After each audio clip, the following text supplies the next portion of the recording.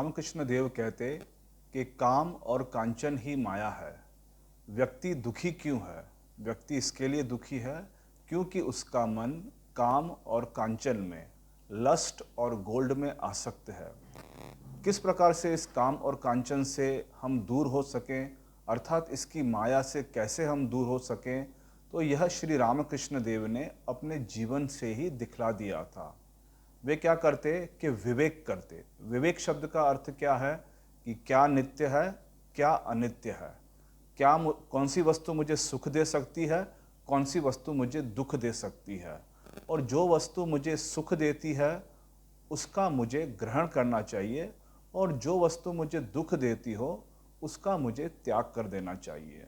तो श्री रामकृष्ण देव विवेक की साधना करते। किस प्रकार की साधना करते? कभी कभी वे गंगा किनारे बैठ जाते, एक हाथ में वे कुछ सिक्के ले लेते और एक हाथ में वे मिट्टी ले लेते। किसके लिए?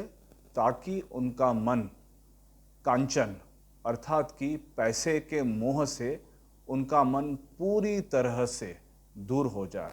वैसे उनका मन तो नितांत पवित्र था, किंतु हम लोगों को साधन का मार्ग दिखलाने के लिए वे इस प्रकार की साधना करते।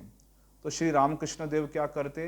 एक हाथ में वे मिट्टी का ढेला रख देते, मिट्टी रखते, एक हाथ में कुछ सिक्के रखते, और वे मन को कहते कि देख मेरे मन, यह क्या है? पैसा है।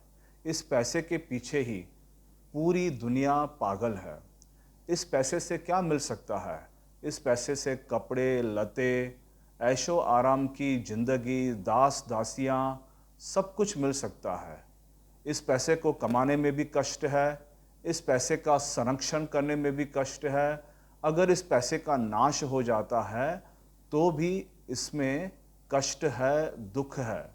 और क्या इस पैसे से मुझे ईश्वर की प्राप्ति हो सकती है? क्या धन से मुझे ईश्वर की प्राप्ति हो सकती है? तो वे सोचते कि नहीं, इस धन से तो मुझे ईश्वर की प्राप्ति नहीं हो सकती। अर्थात यह धन क्या है? यह धन मिट्टी के ही समान है। तो फिर क्या करते वे? एक हाथ से सिक्के को लेके दूसरे हाथ में लेते, दूसरे हाथ की मिट्टी से उसको पहले हाथ में लेते। इस प्रकार वे कहते कि पैसा मिट्टी है, मिट्टी पैसा है, पैसा मिट्टी है, और इस प्रकार पैसे और मिट्टी को दोनों को वे गंगा जी में फेंक देते। इस प्रकार का वे विवेक करते थे। अब कभी कभी हमको ऐसा प्रश्न आ सकता है कि क्या संसारी व्यक्ति ऐसा कर सकता है? बिना पैसे के तो कुछ नहीं हो सकता है। तब हम क्या करें? तो हमारे संत ही हमको कहकर गए हैं। हम लोगों ने एक प्रसिद्ध एक दोहा जैसा सुना है कि साईं इतना दीजिए जामे कुटुंब समाए, मैं भी भूखा ना रहूं, साधु भी भूखा ना जा। जितना आवश्यक है हम उतने प्रमाण में धन को संग्रह करें, यदि कोई सचमुच में गृहस्थ है। पर किसी के मन में यदि ऐसा आता है कि मेरा योग क्षेम इत्यादि सब कुछ भगवान ही उसका वहन करेंगे, तो उसको इसके बारे में भी, माने अपनी गृहस्थी के निर्वहन के बारे में भी सोचने की आवश्यकता नहीं है, क्योंकि उसका योग और क्षेम की पूरी जवाबदारी उस साधक ने, उस व्यक्ति ने भगवान के चरणों में सौंप दी है। तो इस प्रकार श्री रामकृष्ण देव विवेक करते थे कि पैसा ही मिट्टी है, मिट्टी ही पैसा है।